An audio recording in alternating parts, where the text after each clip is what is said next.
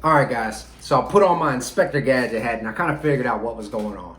So with the coronavirus in general, as you guys are aware, it's being transmuted or being passed along through basically spit, right? They call it droplets. Even though some people say it's airborne, really what they're talking about is the small droplets that come out when somebody coughs, speaks, sneezes violently, because the virus is kind of held within the throat. Right? Versus the other aspect, which could be kind of aerosol, meaning that the droplets are so small that they kind of evaporate in the air, right? That's something like how the measles are passed along. Right now, as it stands, there's no real proof that the coronavirus is passed along that way. So ultimately, what they're saying is, hey, we have to stop the spread. Right now, as you guys are aware, the U.S. count has risen to the number one as far as number of cases in the nation. In the world, right? Obviously, we're our own nation. But you guys get my point. It's spreading rapidly. And the reason why is because, yes, only one person may have it. But when they go out, they have a possibility of affecting up to 33% of the people that they come in contact with, right? So you can easily see how 100 people can turn into 1,000 people quite rapidly. So some of the larger places, they're starting to shut down to essential personnel, essential employees, so forth and so on. We got it.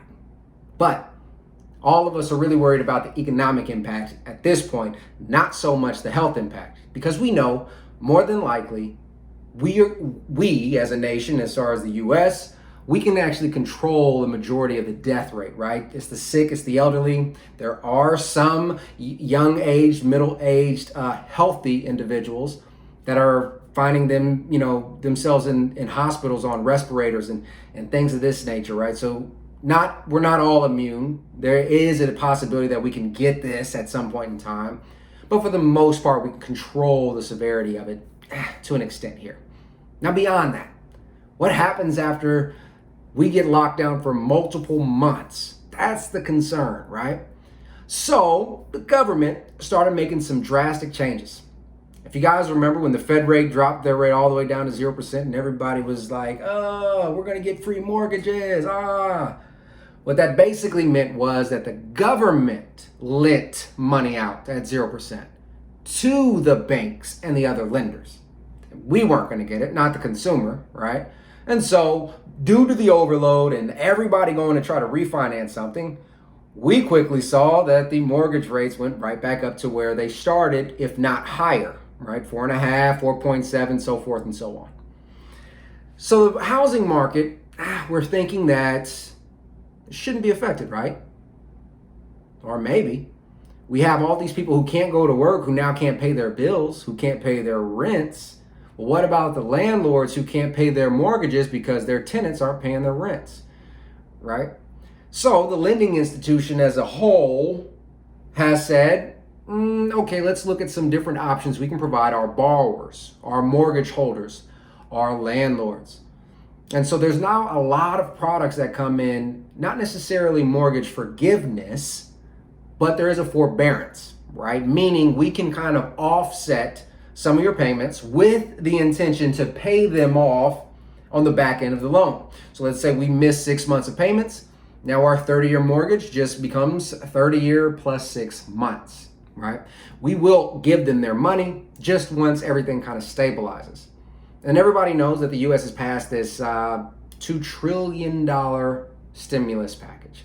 Beautiful thing. Now we talked about how is that going to be broken down. So everybody, the bill has been transferred over to a law as of the most recent news that I've seen, meaning everybody is going to get a check electronically deposited, direct deposited into their accounts, depending on how they kind of qualify based off of 2018 tax returns. And yes, there are some stipulations to say, okay, what if in 2018, I only made $20,000, but this year I'm making, $2 million in revenue. First off, good for you. Second off, you're probably going to have to pay it back. But nonetheless, this is the government's attempts to go ahead and ease a lot of this financial burden that many of us have. Another thing that they're looking at is doing small loans. We have a $10,000 grant that the SBA is providing, the Small Business Association, to many self-employed and small businesses out there. It goes anywhere from, the grant itself is $10,000, but they also offer in loans from $10,000 up to $10 million, which could really help. Now, who all qualifies? You got to go apply. You got to read some more of the finer details of that. But just know that the government is doing many different things to try to boost the economy, or at least stabilize it through a time like this. One of the biggest concerns is the housing market. So all of these forbearances are going to come into play. All of these potentially forgiveness for some of, maybe certain people of a certain income level might get a couple months forgiven, however that word is, doesn't matter. But for everybody else who has to forbear, that money is still there. Now, some banks aren't going to say, yeah, we can take this 6 months and we'll just tack it on at the end of the loan. Some of them are going to say, okay, we're going to take this 6 months and you owe us on the 7th month, all of it wrapped in. So you have to talk to your lender specifically to figure out those finer details. But there's going to be a lot of people who probably can't afford that because the government decided to give you a stimulus check or a relief check of $1,200, $3,400, some people lost their jobs. They don't have the income anymore. Or they're going to go find another job that may not have matched the same income they were making before. So foreclosures, foreclosures for sale, those will probably be coming up very soon. If you guys remember seeing how the market really impacted during the time in 2008, 2009, now obviously that crisis was a little bit different because it was caused by the housing industry with the mortgage-backed securities. But in this case here, we know that there's still going to be some economic stressors that are going to cause a lot of people who have recently bought homes or have bought homes very comfortably not be able to actually pay. So when these foreclosures actually come into play, it's definitely not going to be as hard, as drastic, or as numerous as 2008. But for those investors who are ready to kind of, snatch up some extra inventory, I think more options are going to be there.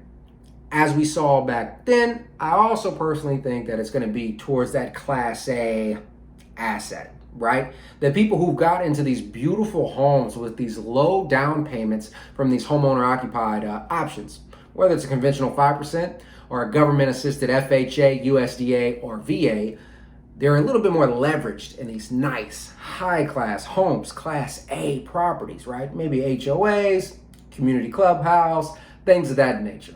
If you're sticking to your C class, lower B class, or your markets that are fairly stable across the board, then I don't think you're really going to be affected that much.